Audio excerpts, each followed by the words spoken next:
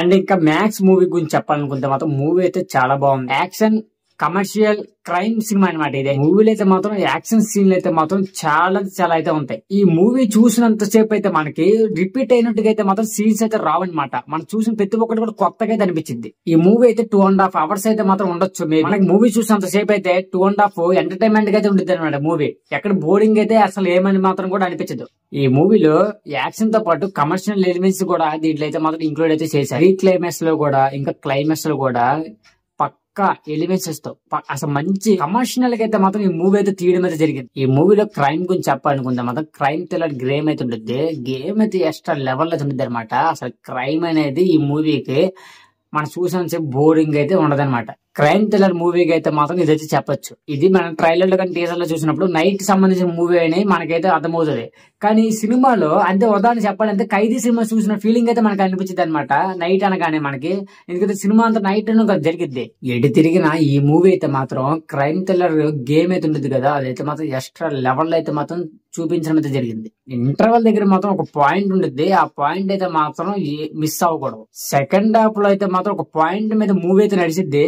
Extra level అయితే నడిచిద్ది అనమాట movie. ఇది కొత్త డిఫరెంట్ స్టోరీ అనేది చెప్పలేను, కానీ మాత్రం స్టోరీ అయితే మాత్రం ఎక్స్ట్రా లెవెల్ అయితే తీసుకోవడం అయితే జరిగింది అనమాట. ఈ స్టోరీ అయితే చిన్న కాన్సెప్ట్ స్టోరీని పెద్దగా అయితే చూపించడం అయితే జరిగింది అనమాట. వేరే లెవెల్లో ఇంట్రెస్ట్ గా మనకు మూవీ చూసినంత సేపు అయితే మాత్రం బోరింగ్ అయితే ఉండదు. సుదీప్ గారి యాక్టింగ్ అయితే మాత్రం వేరే లెవెల్ అయితే ఉంది. మాస్ గా అయితే మాత్రం ఉందన్నమాట.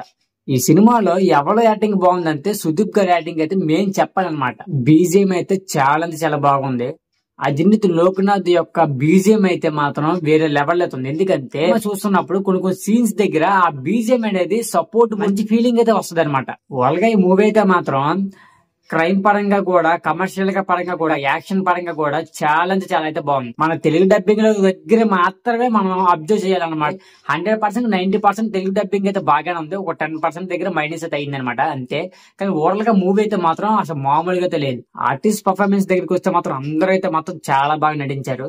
ఎస్పెషల్లీ సుదీప్ గారు జాతర ఫైట్ అయితే ఉంటుంది అనమాట. ఆ సీన్ లో అయితే మాత్రం సుదీప్ గారి యాక్టింగ్ అయితే వేరే లెవెల్ అయితే ఉంది. ఈ మూవీలో కూడా జాతర సీన్ అయితే ఉంటుంది అనమాట. కాకపోతే ఎక్కువసేపు ఉండదు, కొంతసేపు అయితే ఉంటుంది. అది ఉన్నది కొంతసేపు అయినా జాతర సీన్ అయితే వేరే లెవెల్ అయితే ఉంటుంది. సుదీప్ గారి యాక్టింగ్ అయితే మాత్రం మామూలుగా ఉన్నది గాయస్. ఇంకా తర్వాత వరలక్ష్మి శరత్ గారు ఇంకా సునీల్ గారు వాళ్ళకి ఇచ్చిన రోల్స్ అయితే మాత్రం వాళ్ళైతే చేశారు. జస్టిఫికేషన్ అయితే ఇంకా చాలా మంది అయితే నటించారు. పొలిటికల్ గా ఇంకా విలన్స్ గా అయితే మాత్రం రోల్స్ అయితే చేసిన వాళ్ళు కూడా చాలా బాగా నటించారనమాట. ఈ మూవీలో ఎక్కువ నటించింది ఇంకా మూవీ మొత్తం తిరిగేదంతా సుదీప్ గారి మీద. ఆ సుదీప్ గారి యొక్క యాక్టింగ్ అయితే మాత్రం వేరే లెవెల్ అవుతుంది. మాస్ గా అయితే ఉందన్నమాట. డైరెక్టర్ విషయం చెప్తే మాత్రం డైరెక్షన్ పరంగా అయితే మాత్రం చాలా బాగుంది.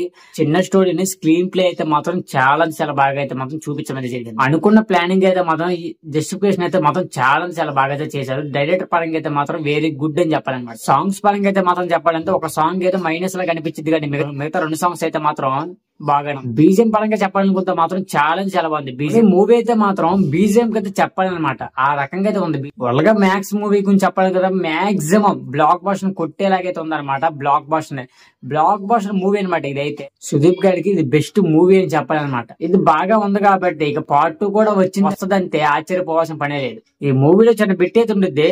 part 2 తీయడానికి అయితే అవకాశం అయితే ఉంది. మూవీ రేటింగ్ అయితే మాత్రం 5 అయితే ఇవ్వచ్చు. ఈ వీడియో ఇక్కడ ఎందుకు చేసిన వీడియో లైక్ చేయండి, షేర్ చేయండి, సబ్స్క్రైబ్ చేసుకుని బెల్ ఐకాన్ ఆన్ లో పెట్టుకుని నెక్స్ట్ వీడియో వెళ్తాం. Okay, rico, se nós tem pensão demais. Se eu vou lá no sapo, me chama de pai. Na igrejinha, me chama de pai. Se eu... E como ficar rico?